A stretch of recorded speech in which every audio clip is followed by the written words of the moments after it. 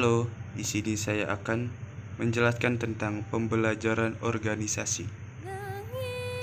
Yang pertama, konsep organisasi pembelajaran.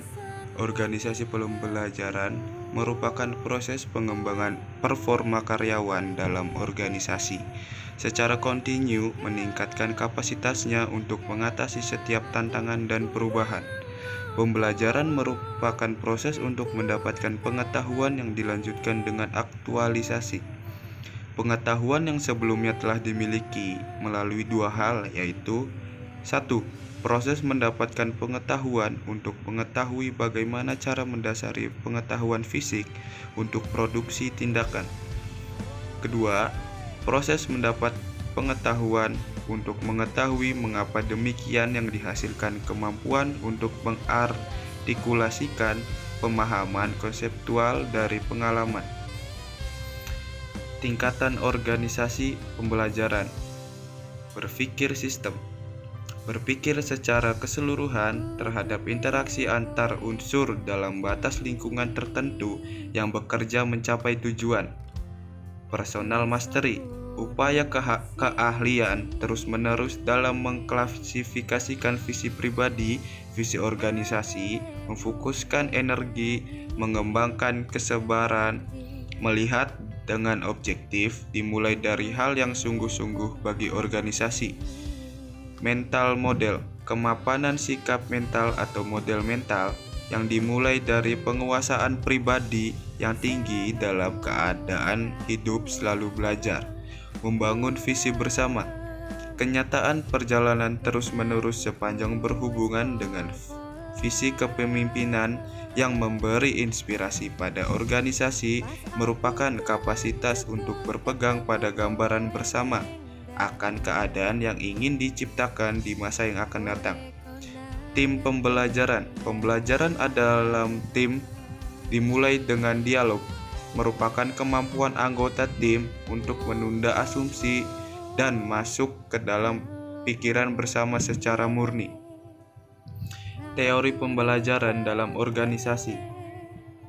1. Ada operant conditioning atau Skinner.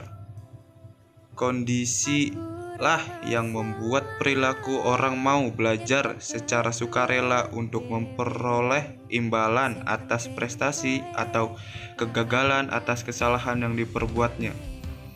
Social conditioning.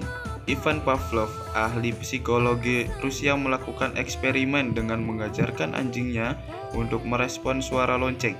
Dia menemukan suatu kesimpulan bahwa apabila kondisi tidak ada stimulus, maka tidak akan terdapat respon terhadap suatu objek yang menjadi fokus perhatian sebaliknya. Social learning theory.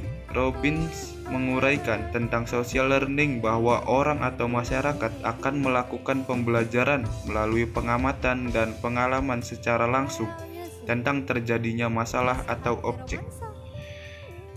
Model pembelajaran masyarakat.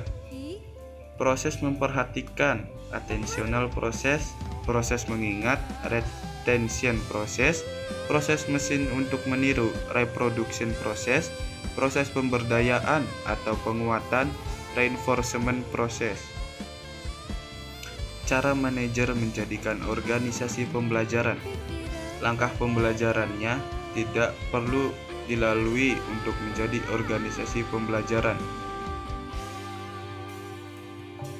Langkah memberi pembelajaran kepada karyawan dapat dilakukan dengan pembentukan perilaku dengan cara pemberdayaan otomatis karyawan sebagai berikut. 1. Schedule reinforcement. Pemberdayaan terus-menerus dan pemberdayaan terputus-putus. A. Continuous reinforcement. Pemberdayaan perilaku sesuai kebutuhan organisasi yang setiap saat dilakukan dalam melakukan pekerjaan. B. Intermittent reinforcement. Pemberdayaan perilaku yang mungkin untuk mengatasi kasus dalam pekerjaan yang jarang didemonstrasikan. 2. Reinforcement schedule and behavior. Pemberdayaan untuk meningkatkan performa karyawan secara umum merupakan continuous reinforcement, tetapi dilakukan dengan memodifikasi dan mengembangkan organisasi. A. Modifikasi dapat dilakukan dengan mengembangkan beberapa aplikasi spesifik untuk meningkatkan semangat kerja karyawan.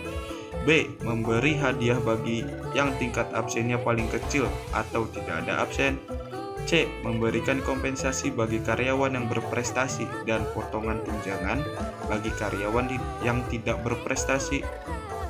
D. Meningkatkan pendisiplin karyawan. E. Mengembangkan program pelatihan. F. Program memonitor yang kreatif.